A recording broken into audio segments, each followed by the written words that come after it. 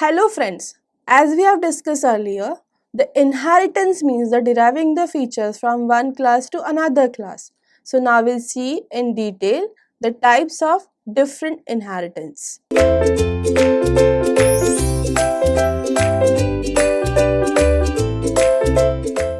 Types of inheritance. Basically, we are having 5 types of inheritance.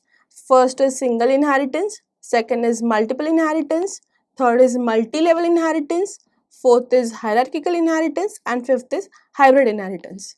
First, we'll see the first inheritance type, that is single inheritance. Single inheritance.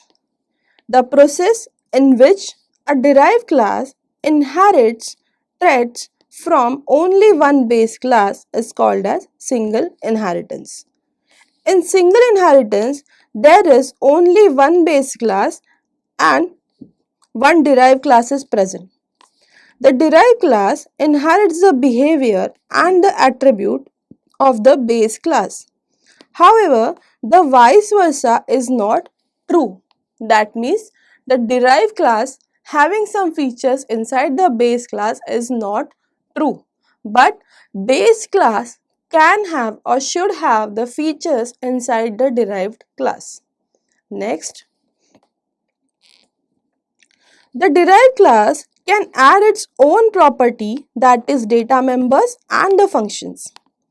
It can extend or use properties of the base class without any modification into the base classes. That means if he want to perform some modification for the particular function, he can do inside the derived class, not inside the base class. This is a diagram for the single inheritance. So I can say the class A is a base class and it's inheriting the features of base class inside the class B. So I'll say class A is a base class and class B is a derived class. Next, how we can declare the base class and derived class with the help of single inheritance. So for that, consider the class is base class and the class derived class has to select one visibility mode. After that, we can specify the base class name and the bracket open and close. So with the help of colon and visibility mode, we can perform the inheritance functionality, that is single inheritance. Now let's see the example. See, we are creating one class as a base which having a features as x and y. Inside this base class, we are having two variables. After that, we are creating one method as a void show. This void show method is used to display the statement as a in base class. Next, class derived. With the help of derived class, we are inheriting the features of base class, but we are inheriting the base class publicly. That means whichever the data members of a base class are inherited inside the derived class becomes public inside the derived class, except private data members. Private data members we cannot inherit it publicly. Then inside the derived class, we are creating two data members as A and B. Then we are creating one method as a show2 which is displaying in derived class. Then inside the main method, we are creating the object as derived D. So derived D is an object which having the features of derived class as well as the features of base class. Means with the help of D, we can access the data members of derived class as well as the base class. Then D.show and D.show2.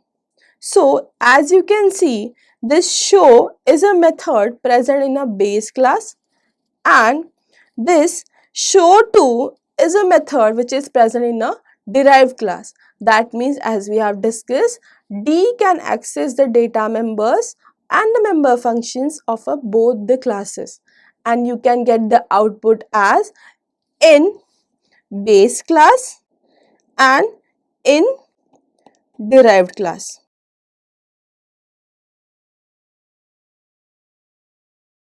Now, there are some reasons because of that the single inheritance can create the ambiguity. Which are those? See, whenever a data member and a member functions are defined with the same name in both the base and derived classes, consider there is a possibility that show method is defined in the base class as well as in derived class.